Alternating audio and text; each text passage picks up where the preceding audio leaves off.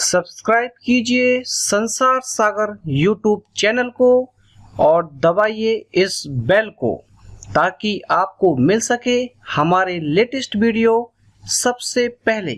ये बिल्कुल फ्री है।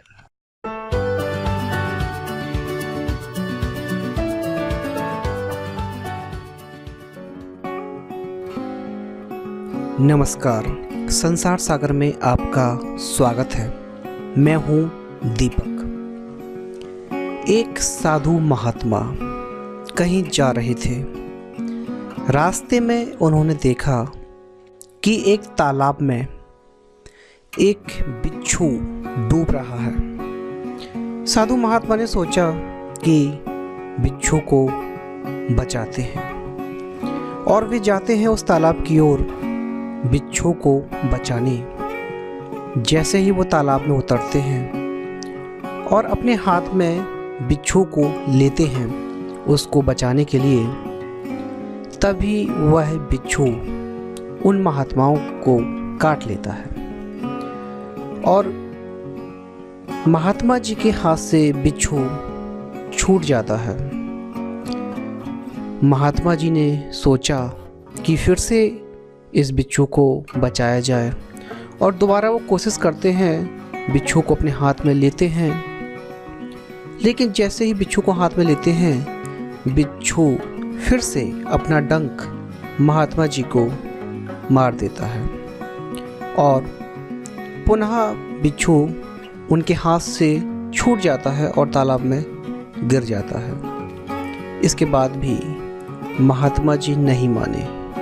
उन्होंने तीसरी बार भी बिच्छू को बचाने की कोशिश की।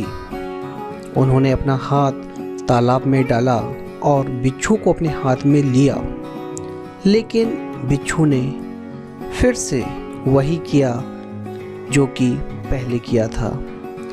उन्होंने महात्मा जी ने जैसे ही बिच्छू को हाथ में लिया, बिच्छू ने अपना डंक महात्मा जी के हाथ में मार दिया। फिर से बिच्छू तालाब में गिर गया। ये सब सामने खड़ा हुआ एक व्यक्ति देख रहा था। वह व्यक्ति महात्मा जी के पास आता है और कहता है कि बिच्छू जब आपको काट रहा है, बार बार डंक मार रहा है, तो आप क्यों उसे बचा रहे हो? उसको जाने दीजिए, डूब जाने दीजिए। लेकिन महात्मा जी नहीं माने।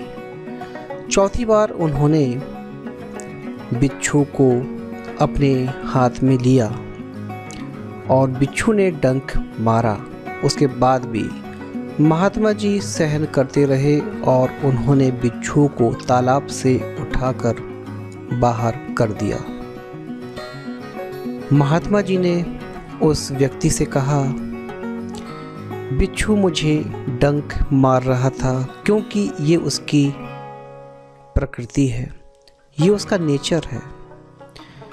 मैं महात्मा होकर अगर किसी को बचा नहीं सकता तो फिर मैं महात्मा क्यों?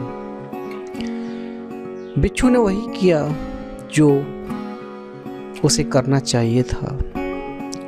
एक बिच्छू की प्रकृति है डंक मारना और उसने वैसा ही किया जैसा वो कर रहा है। जब एक बिच्छू, एक कीड़ा, एक मामूली सा कीड़ा जब अपना कर्म कर रहा है, अपनी प्रकृति को नहीं छोड़ना चाहता, तो मैं महात्मा होकर अपनी प्रकृति को, अपने स्वभाव को कैसे छोड़ दूं? मेरा कर्तव्य है लोगों को सही सलाह देना, लोगों को सही रास्ता दिखाना, लोगों की मदद करना, लोगों को बचाना। फिर मैं किसी दूसरे के कारण अपने स्वभाव को कैसे चेंज कर दूं? दोस्तों, ऐसा ही कुछ हम लोगों की लाइफ में होता है, हमारी और आपकी लाइफ में।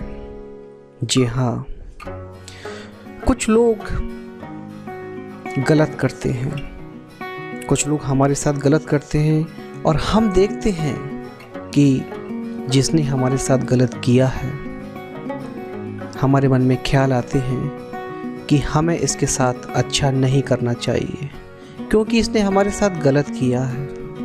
बल्कि कुछ लोग तो ये सोचते हैं कि इसके साथ भी बुरा करना चाहिए क्योंकि इसने हमारे साथ बुरा किया है।